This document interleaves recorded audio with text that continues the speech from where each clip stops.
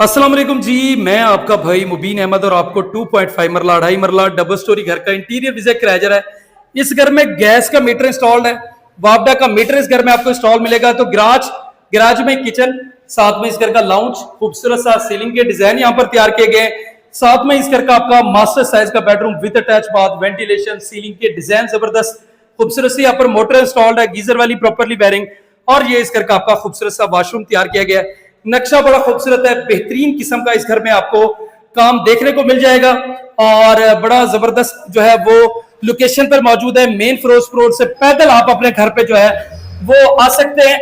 Location आपके साथ जो है शेयर की लीजिए, कहना नौ लाहौर में गोरमा बेकरी के बिल्कुल बैक साइड पर मेन फिरोजपुर रोड से पैदल मुसाफत पर ये वीआईपी से घर मौजूद है।